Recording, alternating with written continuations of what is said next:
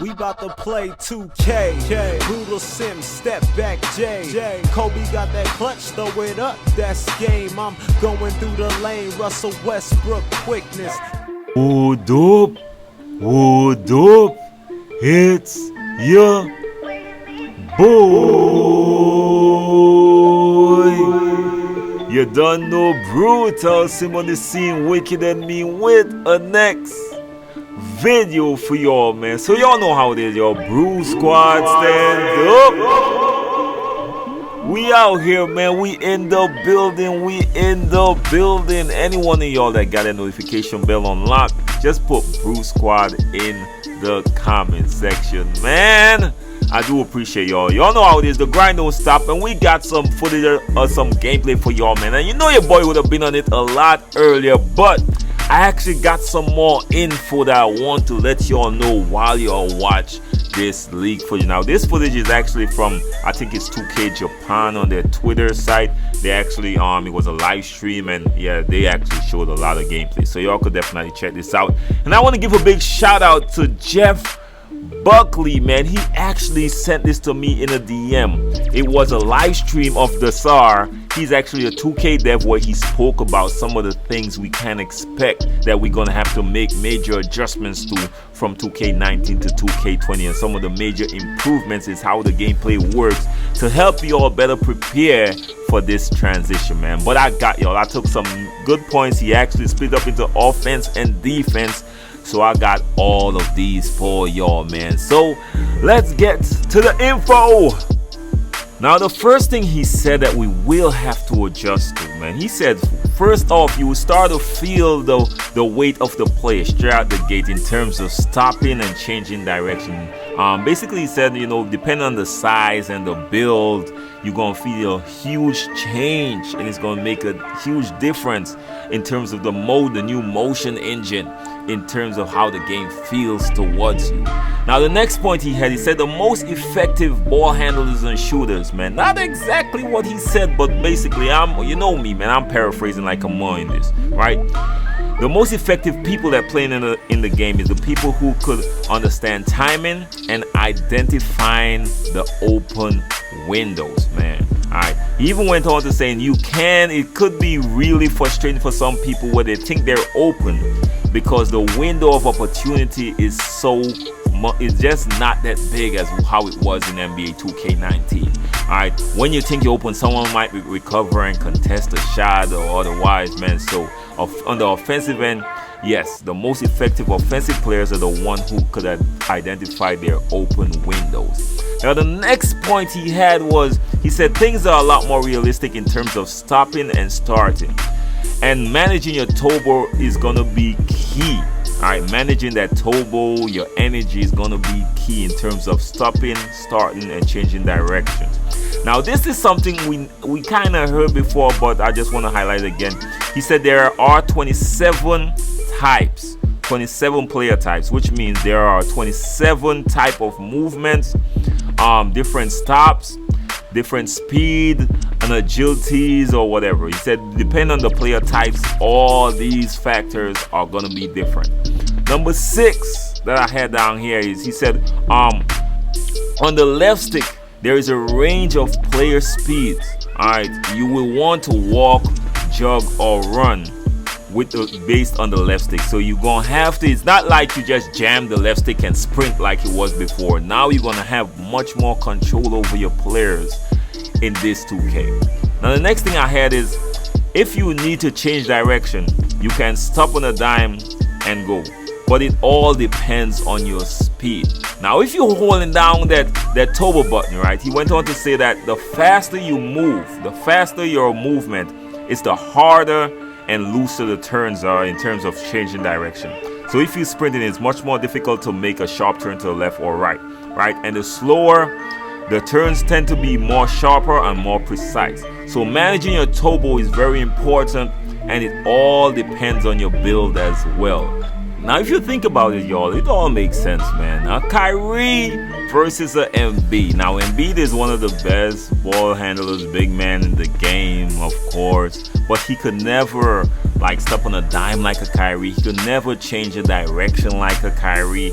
He could never like stop and go like and change speed like Kyrie, right? He could never do that, so it all makes sense. Now he had one more point for the offensive on the offensive end. He said, do not dribble in crowds. You will lose the ball in 2K20. Do it at your own risk. Do not dribble in crowds. Now that's all I got for the offensive end. Now let's go to the defense.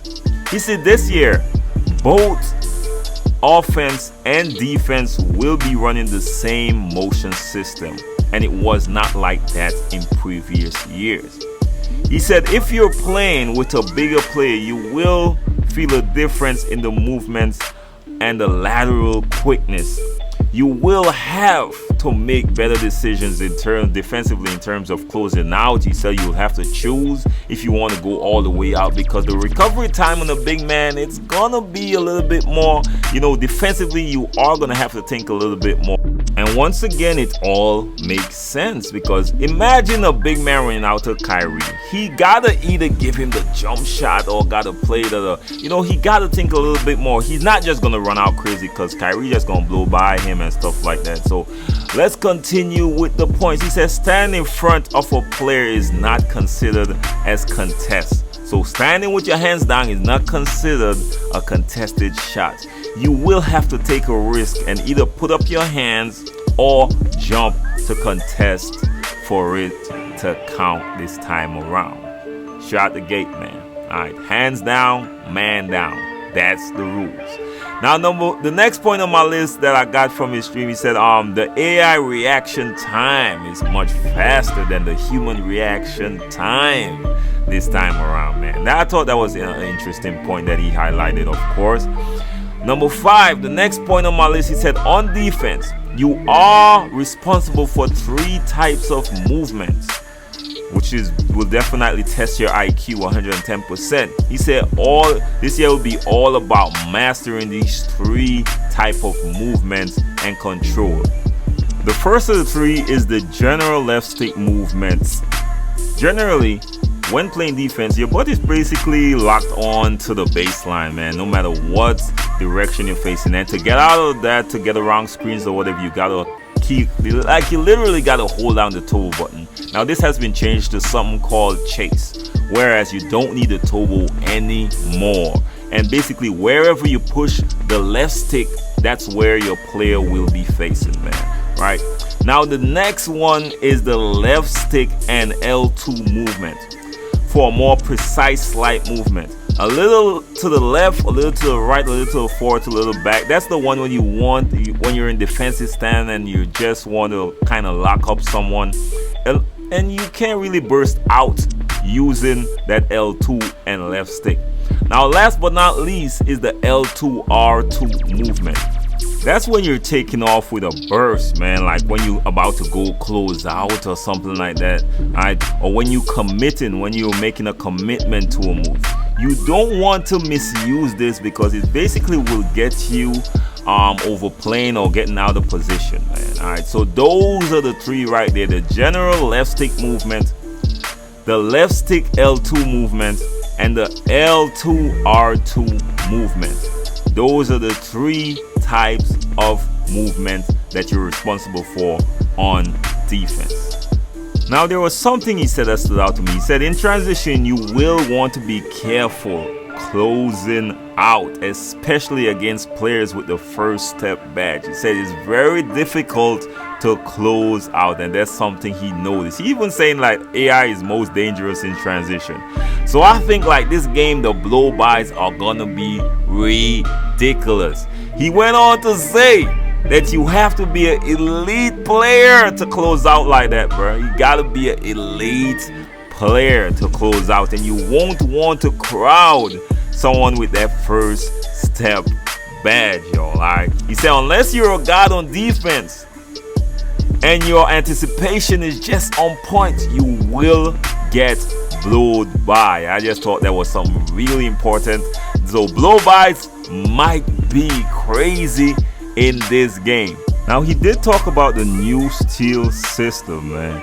He said when the ball is vulnerable, the circle below the offensive player's feet will break up and pretty much indicate when it's vulnerable, man. So there's a new snitch system on the steals, man. Snitch, man. So Tenkaichi 69 helped develop this game. It is what it is, man. Alright, so basically, once you see that ball handler doing the crossovers and stuff, as soon as that circle below his feet start separating and breaking up, that's when you go for the steal, y'all. Alright, he said you definitely won't be able to dribble in crowds as well. You know what I mean? Because yeah, you are gonna get ripped, especially when that circle has been broken up, man. So that's all I got for y'all offensively and defensively, man, from this hour. So hopefully you leave this video a little bit more knowledgeable of what to expect with 2K20. Y'all know how it is, your boy Sim. If you're first time to the channel, don't forget to like the video, share the video, hit your boy a subscribe. Where the hell the echo at, man? Hit your boy a subscribe. If it's not your first time though, like the video, share the video. You never know who's gonna be informed, y'all. Your boy Sim, one love, respect. Bless up. Peace.